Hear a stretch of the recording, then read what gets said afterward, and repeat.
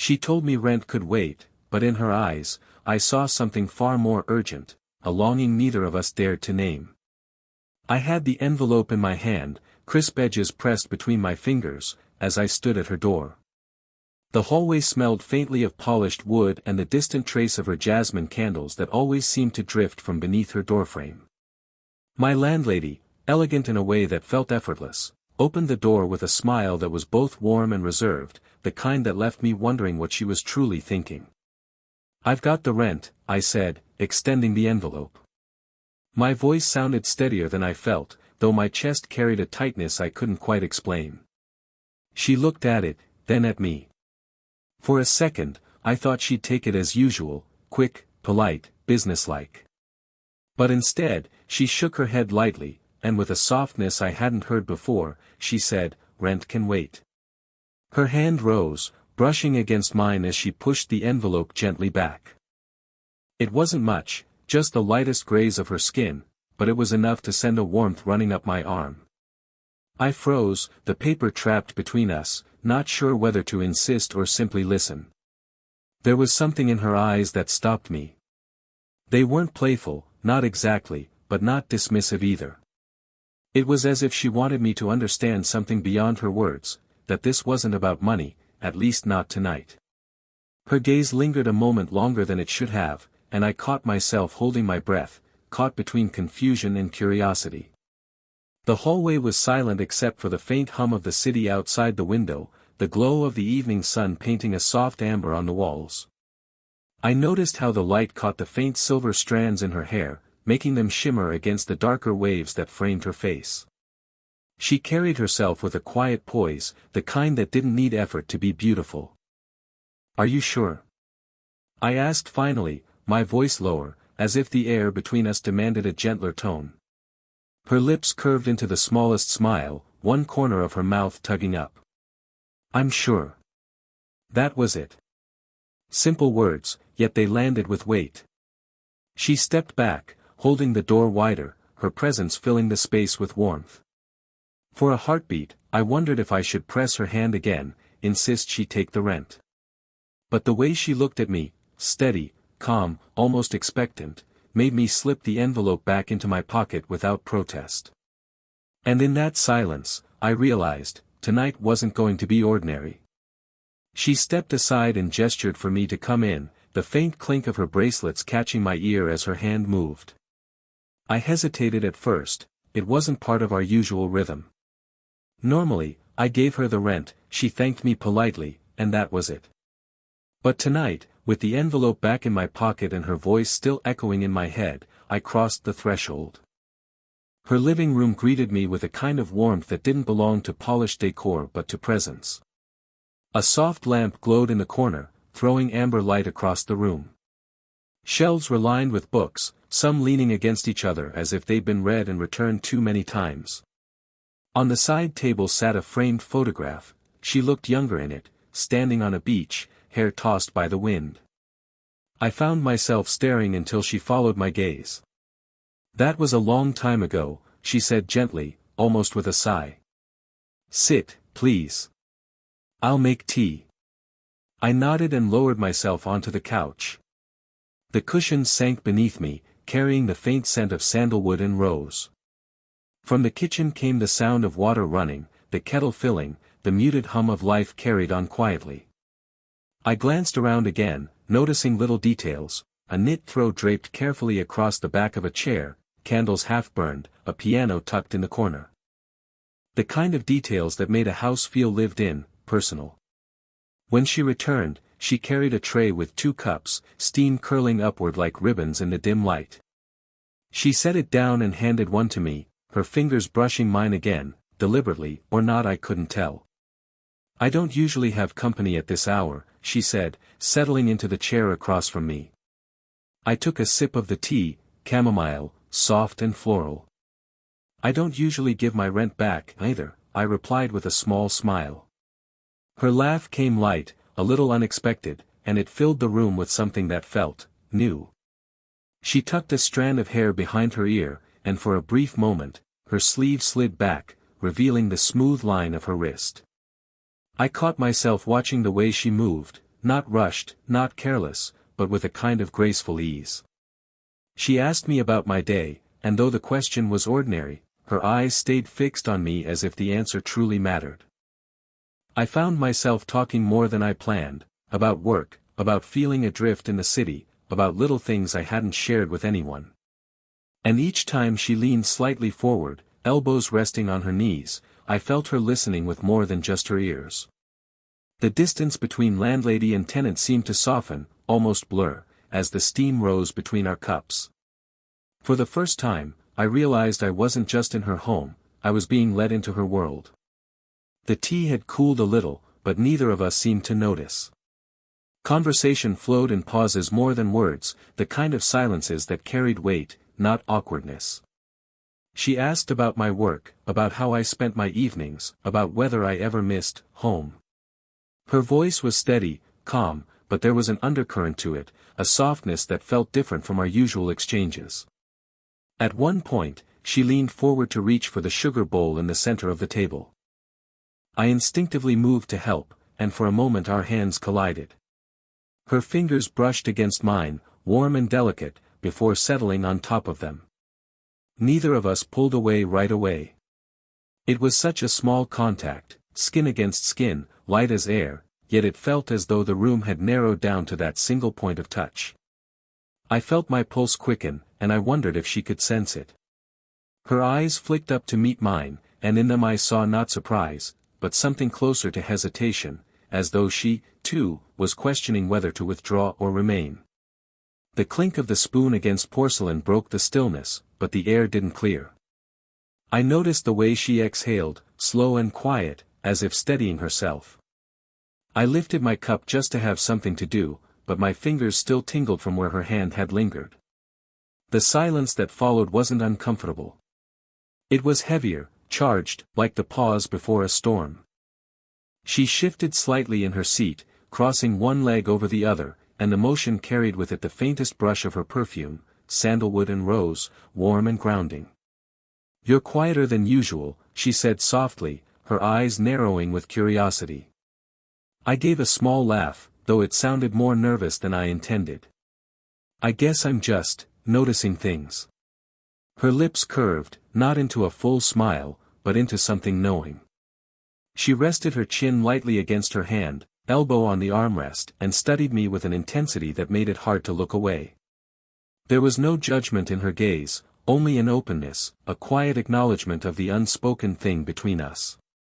And yet, the unspoken was louder than any words. Every glance, every pause, every small touch seemed to weave an invisible thread between us, pulling tighter with each moment. I couldn't tell if she felt it too, but when her fingers brushed against the rim of her cup, circling slowly, absent-mindedly, I found myself imagining how they might feel if they traced the back of my hand again. The tension wasn't sharp or sudden. It was slow, deliberate, like a flame being coaxed higher, one careful breath at a time. The conversation drifted from lighter things into something slower, heavier. It wasn't planned, it never is, but certain silences invite honesty, and this one did. She leaned back against the chair, her gaze wandering to the books on the shelves as though searching for courage there. "This house," she began, her voice softer now, "it feels too quiet sometimes." I didn't answer right away. Her tone wasn't casual, though she tried to make it seem so. I could hear the weight beneath her words, the kind that comes only when someone allows themselves to peel back a layer they usually keep hidden. I set my cup down, letting the steam drift between us. "I get that," I said finally. "Sometimes the city feels like that too. You can be surrounded by people, noise everywhere, and still, it's like no one really sees you." She looked back at me then, and in her eyes was something unguarded, something I hadn't seen before. Vulnerability, yes, but also relief, as though my words had touched a truth she'd been carrying. Her fingers traced absent circles along the rim of her cup. "When my husband left," she said quietly, "the silence wasn't just silence anymore. It felt pointed. Like the walls were reminding me of everything missing." I felt a pang in my chest. There was no bitterness in her voice, no anger. Just the soft ache of someone who had lived through enough to accept it, yet still carried its shadow. "I'm sorry," I murmured. She shook her head gently, her hair brushing against her cheek. "Don't be. I've made peace with it. But sometimes, when it gets late, I find myself wishing, not for the past, but just, presence. Someone to share the space with. Even if it's only in silence." I nodded, my throat tighter than I expected. "I know what you mean. I moved here thinking I'd find everything I needed, but most nights, I just feel out of place. Like I'm walking through everyone else's life, but not really living my own." The words spilled out before I could stop them. I hadn't meant to reveal so much, but her openness drew mine out like a tide pulling at the shore. For a moment, neither of us spoke. The lamp cast gentle shadows along the wall, and the quiet between us felt alive, not empty, but filled with the fragile connection of two people who had dared to be honest. It wasn't pity that passed between us, nor even comfort. It was recognition. And in that recognition, the line between landlady and tenant blurred even more. The night stretched quietly around us, the steady tick of a clock on the wall the only reminder of time passing. We'd both said more than we expected to, yet neither of us seemed in any hurry to end the evening. She stood for a moment, as though deciding something, then crossed to the cabinet near the window. From it, she pulled a folded blanket and carried it over with the kind of gentle care that seemed second nature to her. "You must be cold," she said softly, her voice laced with concern. Without waiting for an answer, she draped the blanket over my shoulders. The fabric was warm, soft, and carried the faintest trace of her perfume, sandalwood with a hint of rose, the kind of scent that lingered quietly rather than announcing itself. But what caught me more than the blanket was the way her hand lingered on my arm afterward, fingers resting lightly as though reluctant to let go. I looked up at her, and for a moment, the air between us thickened. I placed my hand gently over hers, steadying it. It wasn't bold, just a quiet acknowledgement.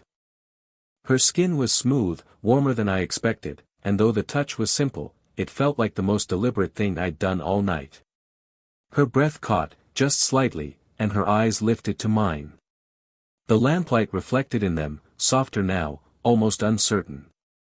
I could feel the faint tremor in her hand under mine, not fear, but the kind of hesitation that comes when someone is caught between holding back and giving in. We didn't speak. We didn't need to. The silence said everything. I felt my pulse in my fingertips, in the place where her hand met mine. The blanket slipped a little off my shoulder, and she adjusted it, her other hand brushing against my chest as she did. The contact was fleeting, but it left a warmth that spread far beyond where she touched. For a moment, I thought she might step back, retreat into the safety of distance. Instead, she stayed. Close enough that I could see the faint line of her smile softening, close enough that her presence filled the room in a way no candle or lamp could. Something had shifted. The ordinary roles we'd always known no longer fit. She wasn't just my landlady, and I wasn't just her tenant. We were two people standing at the edge of something unspoken, and neither of us seemed willing to step away. Eventually, the night could no longer disguise how late it had grown.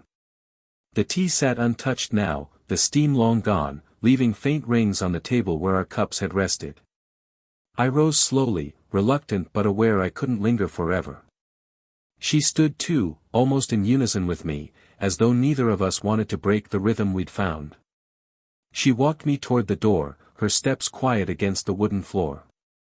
The hallway felt different now, not the same place where the evening had begun. The air seemed charged, like it held more of us than it should. At the doorway, she hesitated, her hand resting lightly on the edge of the frame.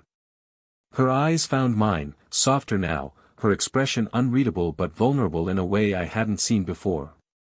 "Thank you," she said, her voice lower than before. "For staying. For listening." I nodded, but my throat was tight. Words felt too small for the weight in my chest. My hand brushed against the doorknob, but I didn't turn it. Instead, I turned to her, letting the honesty I'd been holding back finally slip free. "Rent can wait," I whispered, my voice unsteady, but you can't. The words hung there, suspended in the quiet, like they had been waiting for the right moment all along. For a heartbeat, I wondered if I had gone too far, if the fragile line we had walked would shatter. But then I saw her lips part slightly, her breath catching in surprise. Her hand reached for my sleeve, not pulling, not holding me back exactly, but resting there, an anchor. The fabric of my shirt crumpled lightly under her touch, and I felt the warmth of her fingers seep through, steadying me even as she seemed uncertain herself. Her eyes searched mine, wide and unguarded, as though she was silently asking if I truly meant what I'd said. And in that silence, I gave my answer, not with more words, but by staying still, by letting her hand linger, by showing her I wasn't afraid of the truth between us anymore. The world outside the door was still alive, faint city sounds, the hum of passing cars, but it felt impossibly far away. All that mattered was the space between us, drawn tighter by the unspoken, the electric pause where neither of us moved, yet both of us knew something had changed. And in that pause, for the first time, the weight of what I felt no longer belonged to me alone. She didn't let go of my sleeve right away. If anything, her fingers curled just slightly, the smallest motion, but it told me everything. It wasn't hesitation anymore. It was choice. For a long moment, we just stood there in the soft lamplight spilling from her living room. The city murmured faintly beyond the window, but inside, it felt as though time had stilled, two people caught in the quietest yet most important moment of their lives. Her eyes softened, and then she took a small step closer. Close enough that the space between us, which had felt heavy all evening, simply dissolved. She leaned in gently, her cheek brushing against my chest before resting there, as though she had finally allowed herself to stop carrying the weight alone. My arm moved almost without thought, circling around her shoulders. She fit there as if she had always belonged, her warmth seeping into me, grounding me in a way I hadn't realized I needed. I could feel the quiet steadiness of her heartbeat against my ribs, slow but strong, like it was reminding me that some truths don't need words at all. The faint scent of her hair filled my senses, a mix of rose and sandalwood, and for a moment, I simply closed my eyes, letting myself breathe her in. Her arms slipped around my waist in return, not hurried, not hesitant, but steady. The kind of embrace that carried both strength and vulnerability, like she was giving as much as she was asking. Neither of us spoke. There was no need. The silence now was no longer empty or tense, it was full, rich, alive with all the things we had been too careful to say before. After a while, she tilted her head back slightly, just enough to look at me. Her eyes glimmered in the dim light, and the faintest smile tugged at her lips. I suppose, she murmured, some things really can't wait.